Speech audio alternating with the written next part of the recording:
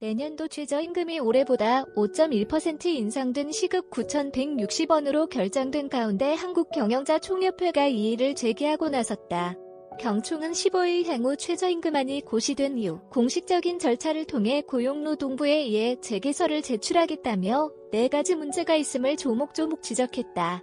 최저임금 인상률 5.1% 산출 근거. 문제 최저임금위원회가 밝힌 인상률 5.1%의 산출 근거는 경제성장률 4.0%, 소비자 물가 상승률 1.8%, 취업자 증가율 0.7%이다.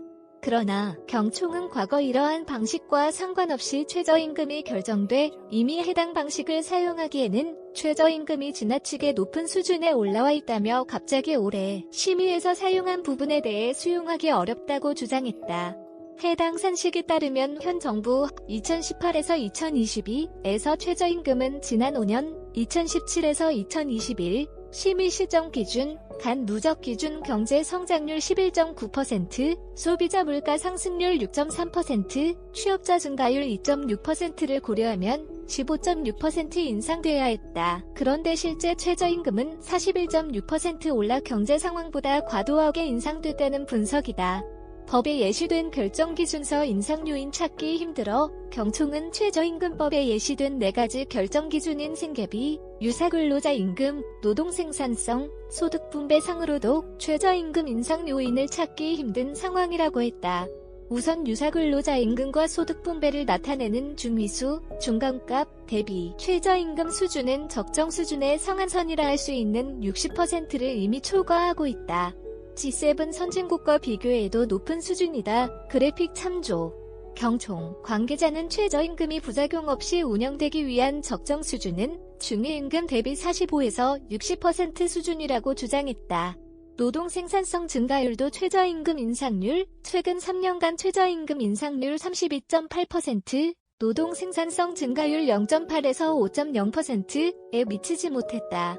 게다가 최저임금 인상은 소득분배를 개선하는 데 뚜렷한 효과를 내지 못했다는 게 경총의 설명이다. 표 참조. 경총은 급격한 최저임금 인상에 따른 고용 감소 등이 소득분배 개선 효과를 상쇄한 결과로 추정된다고 설명했다. 또한 2020년 최저임금 월 환산액 약 180만원, 209시간 기준 은 최저임금 정책 대상이 되는 저임금, 비혼, 단신 근로자의 생계비를 이미 넘어섰기에 생계비가 최저임금 인상 요인도 되기 어렵다는 게 경총의 논리다. 경총은 취약계층에서 삶의 질을 높이기 위해서는 부작용이 많은 최저임금 인상보다는 근로장려세제, 에이크 등의 정책이 필요하다고 강조했다. 중소영세기업과 소상공인, 어려움 고려 없어 2022년 최저임금이 시급 9,160원으로 확정될 경우 주휴수당까지 고려하면 실질적인 최저임금은 시급 11,000원, 주 15시간 이상 근로자에 이른다. 이는 중소영세기업과 소상공인 대다수가 감당하기 어렵다고 경총은 지적했다. 사용자가 최저임금을 수용하기 어려워 2020년에도 최저임금 미만율, 임금근로자 중 법정 최저임금을 받지 못하는 근로자 비율 25.6%로 역대 2번째를 기록했다.